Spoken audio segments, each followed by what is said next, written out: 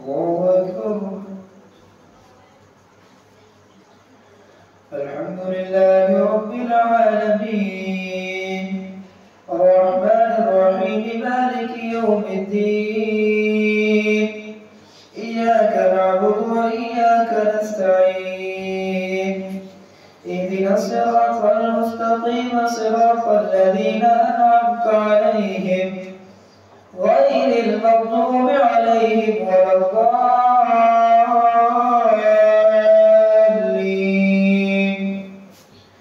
وما أبرئ نفسي إن النفس لأمارة بالسوء إلا ما رحم ربي إن ربي غفور رحيم. وقال الملك ائتوني به أستخلصه لنفسي فلما كلمه قال إنك اليوم لدينا مكين أمين. قال اجعلني على خزائن الأرض إني حفيظ عليم. وكذلك مكنا ليوسف في الأرض يتبوأ منها حيث يشاء نصيب برحمتنا من نشاء ولا نضيع أجر المحسنين. ولأجر الآخرة خير للذين آمنوا وكانوا يتقون. وجاء إخوة يوسف فدخلوا عليه فعرفهم وهم له منكرون. ولما جهزهم بجهازهم قال ائتوني بأخ لكم من أبيكم ألا ترون أني أوفي الكيل وأنا خير المنزلين. فإن لم تأتوني به فلا كيل لكم عندي ولا تقربون. قالوا سنراود عنه أباه وإنا لفاعلون. وقال لفتيانه اجعلوا بضاعتهم في رحالهم لعلهم يعرفونها إذا انقلبوا إلى أهلهم لعلهم يرجعون.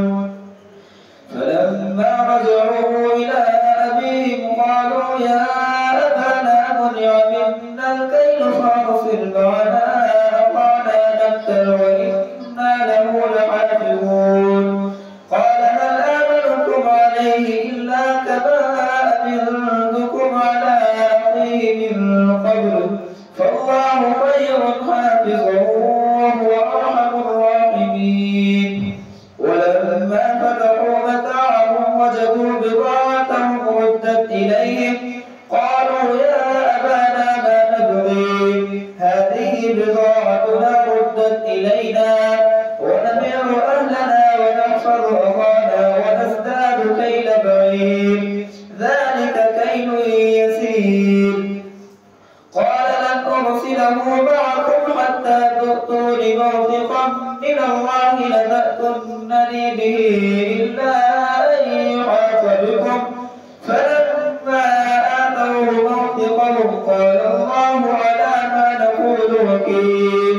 وقال يا بني لا تدخلوا من باب واحد وادخلوا من أبواب متفرقة وما أغني عنكم من الله من شيء إن الحكم إلا لله عليه توكلت وعليه فليتوكل المتوكلون. ولما دخلوا من حيث أمرهم أبوهم ما كان يغني عنهم من الله من شيء إلا حاجة في نفس يعقوب قضاها وإنه لذو علم لما علمناه ولكن أكثر الناس لا يعلمون. ولما دخلوا على يوسف آوى إليه أخاه قال إني أنا أخوك فلا تبتئس بما كانوا يعملون. فلما جهزهم بجهازهم جعل السقاية في رحل أخيه ثم أذن مؤذن أيتها العير إنكم لسارقون. فلما جهزهم بجهازهم جعل السقاية في رحل أخيه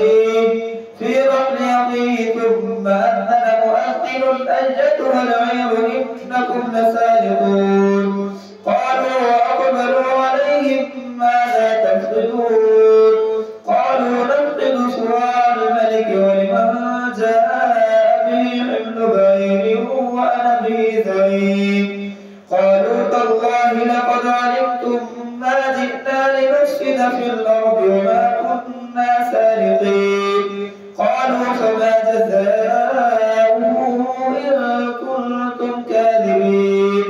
قالوا جزاؤه من وجد في رحله فهو جزاؤه كذلك نجزي الظالمين.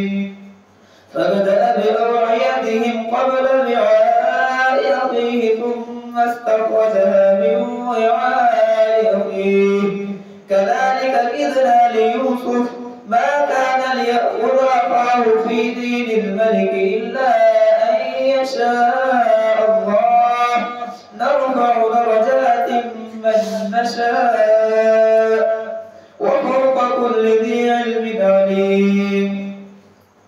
قالوا إن يسرق فقد سرق أخ له من قبل فأسرها يوسف في نفسه ولم يبدها لهم قال أنتم شر مكانا والله أعلم بما تصفون. قالوا يا أيها العزيز إن له أبا شيخا كبيرا فخذ أحدنا مكانه إنا نراك من المحسنين. قال معاذ الله أن نأخذ إلا من وجدنا متاعنا عنده إنا إذا لظالمون. فلما استيئسوا منه خلصوا نجيا قال كبيرهم ألم تعلموا أن أباكم قد أخذ عليكم موثقا من الله ومن قبل ما فرطتم في يوسف فلن أبرح الأرض حتى يأذن لي أبي أو يحكم الله لي وهو خير الحاكمين. ارجعوا إلى أبيكم فقولوا يا أبانا إن ابنك سرق وما شهدنا إلا بما علمنا وما كنا للغيب حافظين. واسأل القرية التي كنا فيها والعير التي أقبلنا فيها وإنا لصادقون. قال بل سولت لكم أنفسكم أمرا فصبر جميل عسى الله أن يأتيني بهم جميعا إنه هو العليم الحكيم. وتولى عنهم وقال يا أسفا على يوسف وابيضت عيناه من الحزن فهو كظيم. قالوا تالله تذكر يوسف حتى تكون حردا أو تكون من الهالكين. قال إنما أشكو بثي وحزني إلى الله وأعلم من الله ما لا تعلمون. يا بني اذهبوا فتحسسوا من يوسف وأخيه ولا تيأسوا من روح الله إنه لا ييأس من روح الله إلا القوم الكافرون. فلما دخلوا عليه قالوا يا أيها العزيز مسنا وأهلنا الضر وجئنا ببضاعة مزجاة فأوف لنا الكيل وتصدق علينا إن الله يجزي المتصدقين. قال هل علمتم ما فعلتم بيوسف وأخيه إذ أنتم جاهلون. قالوا أئنك لأنت يوسف قال أنا يوسف وهذا أخي قد من الله علينا إنه من يتق ويصبر فإن الله لا يضيع أجر المحسنين. قالوا تالله لقد آثرك الله علينا وإن كنا لخاطئين. قال لا تثريب عليكم اليوم يغفر الله لكم وهو أرحم الراحمين. اذهبوا بقميصي هذا فألقوه على وجه أبي يأت بصيرا وأتوني بأهلكم أجمعين. ولما فصلت العير قال أبوهم إني لأجد ريح يوسف لولا أن تفندون. قالوا تالله إنك لفي ضلالك القديم. فلما أن جاء البشير ألقاه على وجهه فارتد بصيرا قال ألم أقل لكم إني أعلم من الله ما لا تعلمون قالوا يا أبانا استغفر لنا ذنوبنا إنا كنا خاطئين قال سوف أستغفر لكم ربي إنه هو الغفور الرحيم فلما دخلوا على يوسف آوى إليه أبويه وقال ادخلوا مصر إن شاء الله آمنين ورفع أبويه على العرش وخروا له سجدا وقال يا أبت هذا تأويل رؤياي من قبل قد جعلها ربي حقا وقد أحسن بي إذ أخرجني من السجن وجاء بكم من البدو من بعد أن نزغ الشيطان بيني وبين إخوتي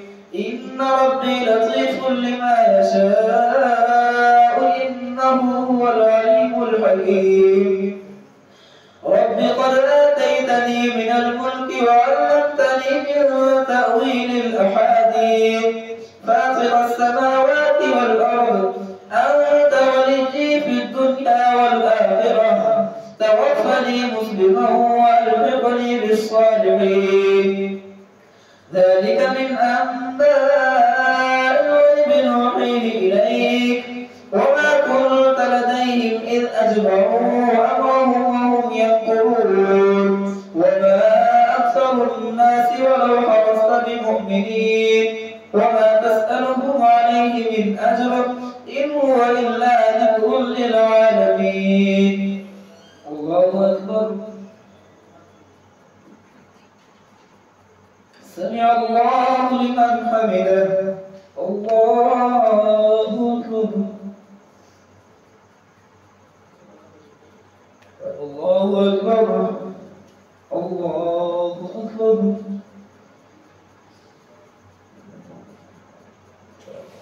الله أكبر الحمد لله رب العالمين الرحمن الرحيم مالك يوم الدين إياك نعبد وإياك نستعين اهدنا الصراط المستقيم صراط الذين أنعمت عليهم غير المغضوب عليهم ولا الضالين وكأين من آية في السماوات والأرض يمرون عليها وهم عنها معرضون وما يؤمن أكثرهم بالله إلا وهم مشركون أفأمنوا أن تأتيهم غاشية من عذاب الله أو تأتيهم الساعة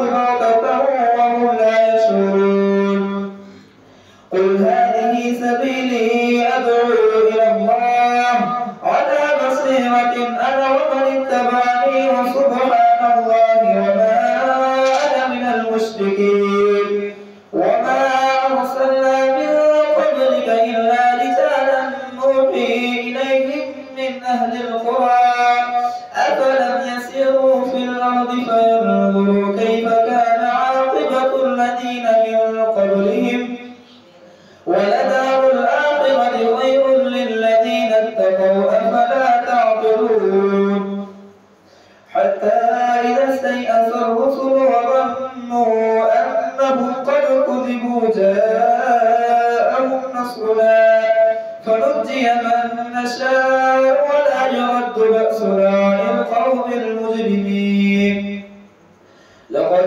كان في قصصهم عبرة لأولي الألباب ما كان حديثا يفترى ولكن تصديق الذي بين يديه وتفصيل كل شيء وهدى ورحمة لقوم يؤمنون ألف لام ميم را تلك آيات الكتاب والذي أنزل إليك من ربك الحق ولكن أكثر الناس لا يؤمنون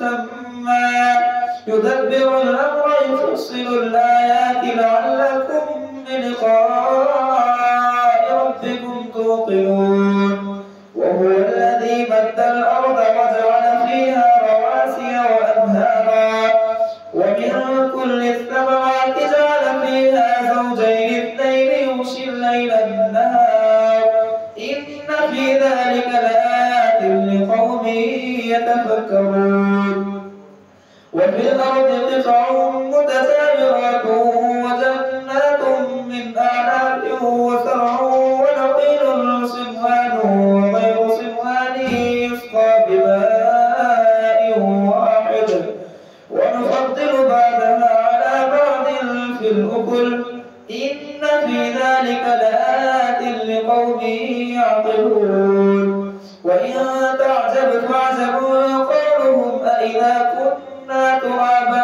أإنا لفي خلق جديد أولئك الذين كفروا بربهم وأولئك الأغلال في أعناقهم وأولئك أصحاب النار هم فيها خالدون ويستعجلونك بالسيئة قبل الحسنة وقد خلت من قبلهم المثلات وإن ربك لذو مغفرة للناس على ظلمهم وإن ربك لشديد العقاب ويقول الذين كفروا لولا أنزل عليه آية من ربه إنما أنت منذر ولكل قوم هاد الله يعلم ما تحمل كل أنثى وما تغيض الأرحام وما تزداد وكل شيء عنده بمقدار عالم الغيب والشهادة الكبير المتعال سواء منكم من أسر القول ومن جهر به ومن هو مستخف